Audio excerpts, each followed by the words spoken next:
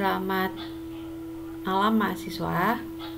Hari ini Bufa akan kasih materi yang keempat dari mata kuliah Sistem Pakar, yaitu tentang representasi pengetahuan. Di video sebelumnya Bufa sudah menjelaskan tentang definisi pengetahuan dan macam dari pengetahuan, dan kalian sudah mengerjakan tugas tentang membedakan bahwa pengetahuan milik kalian itu termasuk pengetahuan yang mana. Nah, sekarang kita akan membahas tentang representasi pengetahuan. Nah, kenapa kok kita harus belajar ini? Nah, kita akan mulai materi dari pertemuan yang keempat. Oke, kita sekarang mempelajari dulu definisi tentang representasi pengetahuan. Jadi, yang namanya representasi pengetahuan ini adalah suatu cara yang nantinya kalian akan mencoba menyajikan pengetahuan yang sudah kalian peroleh dari pakar kalian masing-masing, itu disajikan yang tadinya dalam bentuk deskripsi atau narasi, itu disajikan dalam bentuk skema atau diagram tertentu, sehingga dari bentuk tersebut itu dapat diketahui relasi antara pengetahuan yang satu dengan pengetahuan yang lain. Nah, bentuk ini itu nantinya dapat dipakai untuk menguji kebenaran penalarannya. Bisa dipahami ya sampai di sini? Jadi, representasi pengetahuan itu adalah menyajikan pengetahuan dalam bentuk yang berbeda, di mana bentuk tersebut itu bisa dipahami atau bisa dibaca oleh komputer. Nah, di sini dalam artian yaitu bisa dipahami oleh bahasa pemrograman. Nah, untuk lebih memahami apa itu representasi pengetahuan, kita lanjut ke pembahasan yang berikutnya. Nah, di sini cara untuk menyajikan pengetahuan ke dalam bentuk skema atau gambar. Di sini ada 4 bentuk. Yang pertama itu yaitu production rule. Yang kedua itu adalah representasi logik. Yang ketiga itu adalah semantic network. Yang keempat yaitu frame representasi. Nah, nanti kalian masing-masing kelompok itu akan mencoba satu persatu dari bentuk representasi ini. Oke, sekarang kita akan bahas satu persatu. Yang pertama kita akan membahas tentang production rule. Nah, apa sih production rule itu? Jadi production rule ini adalah bentuk representasi di mana pengetahuannya itu memiliki representasi yang terdiri atas pasangan kondisi dan aksi. Jadi production rule ini bisa dikatakan sebagai sebuah aturan. Jadi pengetahuannya itu dibentuk dalam sebuah aturan. Maksudnya bagaimana? Coba kita lihat dari contoh berikut ini. Nah, tadi kan Bufa sudah mengatakan bahwa production rule ini bentuk representasi dalam kaidah aturan yang dimana dalam bentuknya itu ada kondisi, ada aksi. ada premis, ada konklusi. Jadi maksudnya jika suatu kondisi maka akan mengakibatkan suatu aksi, atau jika suatu pernyataan maka akan mengakibatkan sebuah kesimpulan. Nah, contohnya begini. Ada sebuah pengetahuan nih. Jika saya cantik, jadi pengetahuannya adalah saya cantik, maka saya disukai banyak orang. Nah, di sini pengetahuannya itu adalah kalau dalam bentuk narasi ya, ada seorang perempuan yang berwajah cantik sehingga dia disukai oleh banyak orang.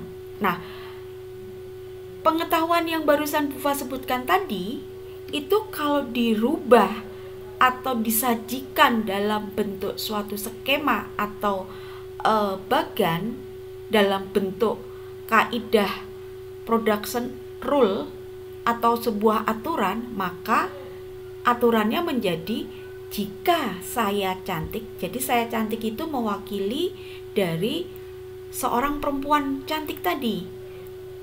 Jika saya cantik, maka saya disukai banyak orang. Nah, premisnya kan jelas nih, saya cantik, maka kesimpulannya disukai banyak orang. Contoh yang kedua, jika sekarang bulan Ramadan, maka umat Islam berpuasa. Nah, kondisinya itu adalah sekarang ini bulan Ramadan. Aksinya maka apa? Umat Islam berpuasa. Contoh yang ketiga, jika saya paham, maka saya dapat mengerjakan. Nah, di sini kondisinya apa? Kondisinya adalah paham, maka saya dapat mengerjakan. Aksinya itu adalah saya dapat mengerjakan. Nah, jika saya cantik, jika sekarang bulan Ramadan, jika saya paham, ini adalah bagan yang dibuat atau disajikan dalam bentuk rule atau aturan, di mana aturannya itu adalah jika suatu kondisi maka suatu aksi, jika suatu premis maka suatu konklusi. Sampai di sini bisa dipahami ya. Oke, sekarang kita lanjut ke bentuk representasi yang kedua. Nah, bentuk representasi yang kedua itu adalah representasi logik. Nah, ketika suatu pengetahuan yang direpresentasikan dalam bentuk logik itu direpresentasikan dalam bentuk suatu notasi logik. Nah, notasi logik di sini tuh contohnya seperti apa? Yaitu proporsional logik atau predikat logik. Oke, nah ini pernah kalian pelajari dulu ketika kalian belajar tentang logika informatika. Nah, contohnya bagaimana? Bufa akan kasih contoh. Nah, tadi kan dikatakan itu representasi logik itu disajikan dalam dua bentuk, yaitu logika proposisi dan logika predikat. Nah, yang logika, kita akan bahas yang logika proposisi terlebih dahulu. Nah, ketika suatu pengetahuan itu disajikan dalam bentuk logika proposisi, itu artinya di pengetahuan itu disajikan dalam bentuk pernyataan. Nah, di mana pernyataan ini bisa bernilai benar atau bisa bernilai salah. Di sini ada contoh ketika pernyataan ini bernilai benar. Contohnya, ibu kota negara Jepang adalah Tokyo. Nah, pernyataan ini adalah suatu bentuk pengetahuan dalam bentuk deskripsi atau narasi yang dirubah ke dalam bentuk logika proposisi, di mana pernyataan dari kalimat tersebut adalah pernyataan yang nilainya benar. Terus contoh yang bernilai salah bagaimana Ibu? Contohnya, misal Bufa membuat video ini itu adalah hari Rabu. Nah, kalau Bufa membuat sebuah pernyataan, jika hari ini hari Selasa, maka hari Selasa saya pergi ke kantor. Nah, pernyataan ini ketika diterapkan di hari Rabu, pernyataan ini menjadi suatu pernyataan yang salah. Kenapa? Karena kondisinya hari ini adalah hari Rabu. Bisa dipahami ya sampai di sini? Oke, sekarang kita lanjut ke bentuk yang kedua, yaitu logika predikat. Nah, suatu pengetahuan ketika dirubah atau disajikan ke dalam bentuk logika predikat, maka di sini proposisi itu maksudnya suatu pernyataan itu dibedakan menjadi dua. Yang pertama adalah menjadi suatu argumen, yaitu dianggap sebagai objeknya, dan sebagai predikatnya atau sebagai keterangannya. Bufa kasih contoh. Ada suatu proposisi atau pernyataan, Bu Atika mencintai Pak Agus Setiawan. Nah, ketika dia disajikan ke dalam bentuk logika predikat, kita tentukan dulu nih, mana sebagai keterangan, mana sebagai objek. Nah, di sini yang menjadi keterangan itu adalah mencintai. Makanya mencintai ini posisinya ditaruh di depan. Nah, objeknya apa? Objeknya itu adalah dalam kurung Bu Atika, Pak Agus Setiawan. Nah, berarti bentuk penulisannya adalah mencintai dalam kurung Bu Ati, Pak Agus Setiawan tutup kurung. Nah, ini kalau dibaca secara pernyataan itu adalah Bu Atika mencintai Pak Agus Setiawan. Nah, ini masih contoh yang sederhana. Nanti kita akan belajar bagaimana pengetahuan yang sudah kalian dapatkan dari seorang pakar itu kita akan rubah ke dalam bentuk predikat logik. Oke? Sampai di sini bisa dipahami ya. Nanti kita akan belajar step by step. Langkah yang berikutnya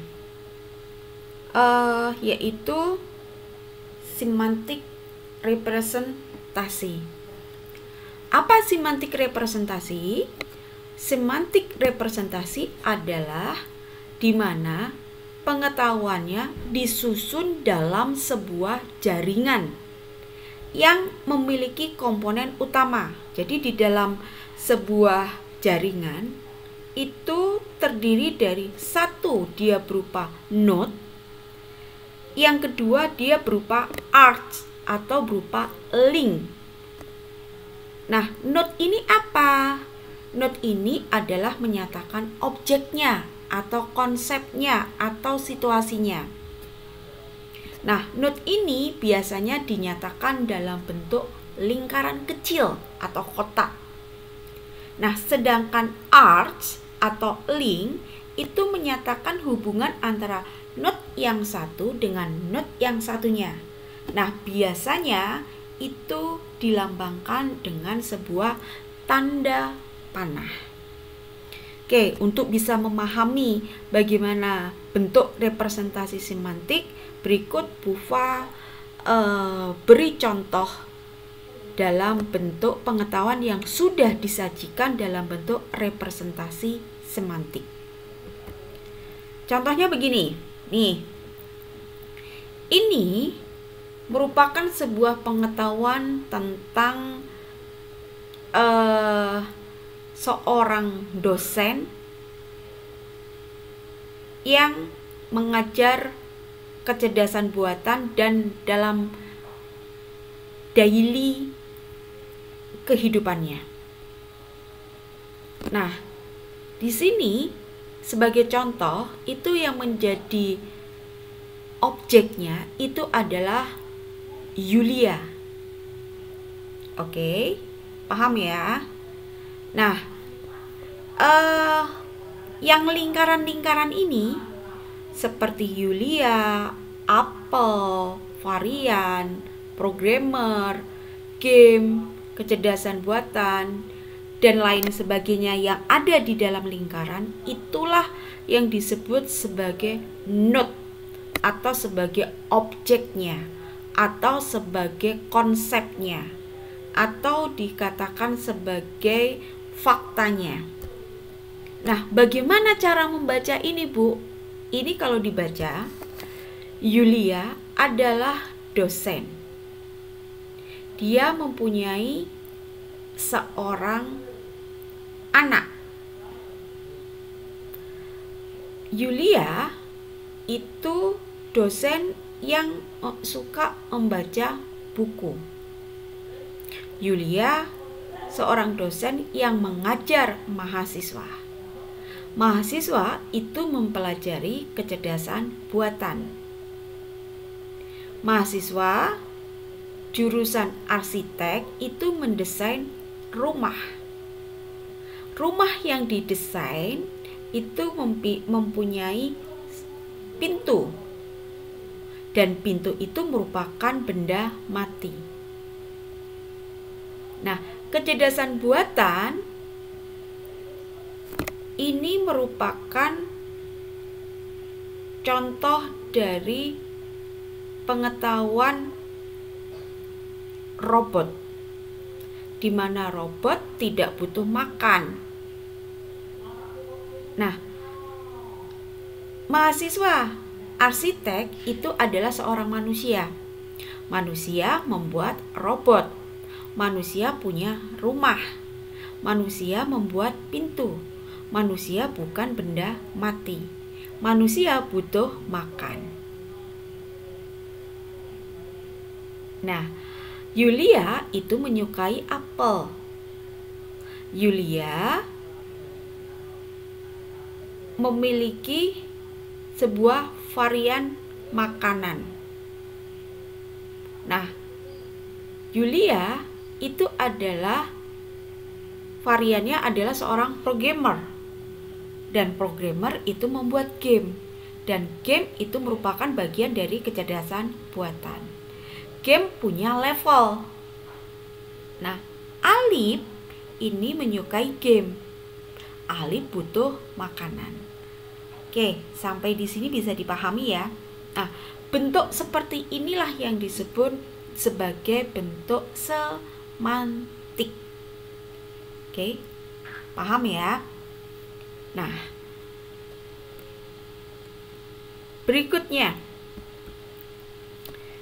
yang terakhir yaitu bentuk representasi frame. Nah, bentuk representasi frame ini itu adalah bentuk representasi semantik yang dilengkapi dengan properties.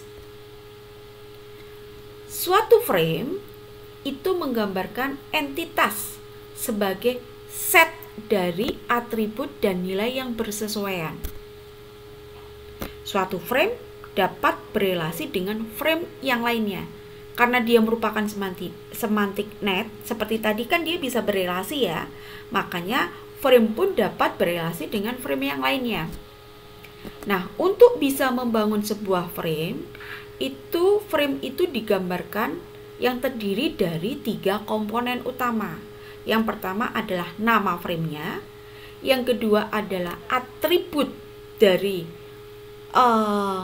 turunan framenya, dan nilai dari atribut tersebut. Nah, bagaimana bentuk skemanya atau bagannya? Bentuknya adalah seperti ini. Nah, di sini misal contohnya adalah ada pengetahuan burung. Nama framenya ini adalah burung. Nah, atribut dari burung ini itu ada orang tua, ada anak, ada mempunyai, ada cara berpindah tempat. Apakah atributnya harus orang tua, harus anak, harus mempunyai? Terus cara berpindah tempat? Tidak. Tergantung dari pengetahuannya, membahas apa ini. Nah, karena di sini merupakan pengetahuannya adalah pengetahuan burung, berarti yang dibahas utamanya dari burung ini adalah atributnya dikatakan sebagai orang tua. Jadi di sini orang tua, value dari atribut orang tua itu adalah hewan. Kenapa kok hewan? Karena burung itu masuk dalam makhluk hidup yang dikatakan sebagai hewan. Makanya hewan itu adalah kedudukan yang paling tinggi di dalam sebuah frame burung. Nah, karena membahasnya burung, berarti atribut dari anaknya dari burung ini apa? Berarti macam dari burung tersebut. Berarti ada burung kenari, ada burung pipit, ada burung garuda, ada burung elang, ada burung kaswari, dan lain sebagainya. Jadi isinya dari anak ini bisa macam-macam. Nah, terus setelah membahas parentnya hewan, anaknya adalah berupa kenari, pipit, elang, kaswari, dan lain sebagainya. Nah, di sini atribut yang kedua itu bisa diisikan dengan atribut mempunyai. Kenapa? Karena semua burung itu pasti punya sayap, tapi tidak semua burung itu bisa terbang. Nah, cara berpindah tempat di sini bisa diisi terbang, bisa dengan berjalan kaki. Nah, makanya ini sebenarnya juga merupakan sebagai sebuah semantik, cuma disajikan dalam bentuk bagan yang berbeda. Oke, sampai di sini bisa dipahami ya. Nah, tadi adalah 4 bentuk dari representasi pengetahuan. Oke, sampai di sini penjelasan Bufa. Jika ada yang kalian tidak paham, kalian bisa bertanya langsung ke kolom dari YouTube di mana video ini diunggah. Oke, terima kasih.